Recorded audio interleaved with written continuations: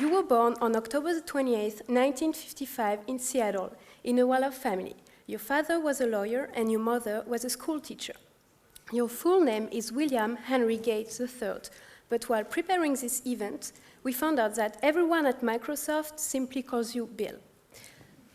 But who are you really, Bill Gates? Indeed, you remain a mystery. At age 13, while most teenagers use their free time to hang out with friends, go to the movies, and so on, you were programming in BASIC on the computer of Lakeside School, becoming one of the first computer geeks ever. At age 14, you formed a venture with one of your friends, Paul Allen, called Trafodata. However, you didn't make as much money as you had expected, since your clients were quite reluctant to hire teenagers. But I guess you had your revenge over time. Mm-hmm. By the way, you make us feel it's a little too late for us to become entrepreneurs. We should have started 10 years ago. Later, in 1973, you enrolled at Harvard to get a pre-law degree. Maybe you were preparing for the hard times Microsoft had to face in the 90s while being accused of being a monopoly.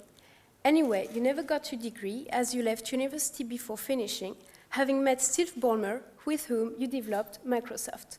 The world of business is an exciting one, and I've been very lucky in the opportunities that I've had.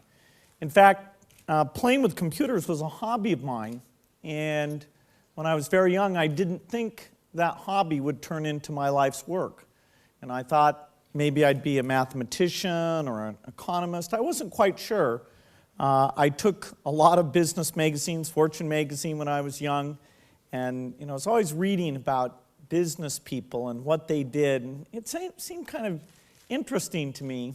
And yet, I never had to go into the world of business because, in a sense, my hobby ended up taking me there.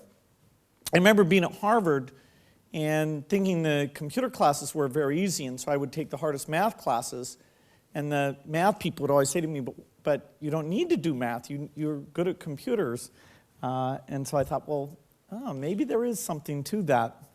And the key thing was the miracle of computing becoming less expensive.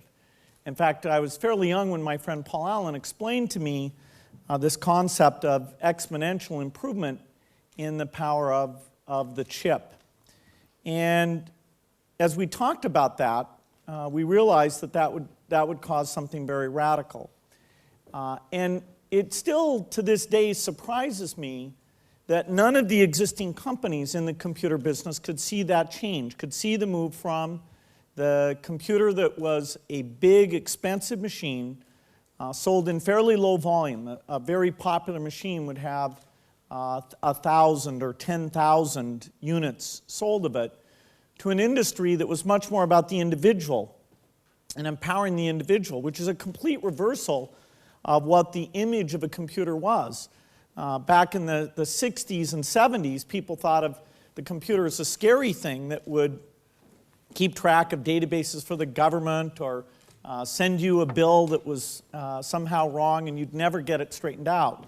The fact that today the computer has become this tool that whenever governments try to repress information or when you want lots of opinions to be expressed and weighed and available to everyone, the personal computer is sort of this ultimate tool of expression and democracy and equality.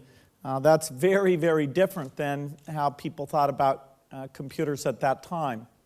Well, the goal of the foundation is certainly to take all this wealth that I'm lucky enough to have and give it back in a way that can have the biggest impact. And so I thought a long time before I got started in the foundation of what is a great injustice. And so I was fairly stunned to find out that lives in the developing world are valued so lightly. That is, for $100 of extra money on vaccinations or other things, you can save a life. And yet, in the richer countries, we spend sometimes even millions of dollars to save a single life. So that there's kind of a moral judgment in there about what the relative value of those lives are. It was even worse when I discovered that there really wasn't anyone who would fund the creation of new drugs that only the very poorest were interested in. It just didn't fit with a government function, and it didn't fit with a business function. Now, the foundation doesn't itself do all of that. We actually have found ways to provide money to pharmaceutical companies and small companies to tap into their ability. So we're using the ability of businesses, but we're helping to bridge the lack of demand there. So there's a way of thinking about business models that I think is key. So, I don't know for sure that we found the most important thing, but by picking that and just focusing on it, not changing it, just saying, okay, we will be there. We are going to do this year after year until, those 6 million lives a year have gotten down to basically zero. That's where we're going to be, and I hope that that's the best impact that we can have.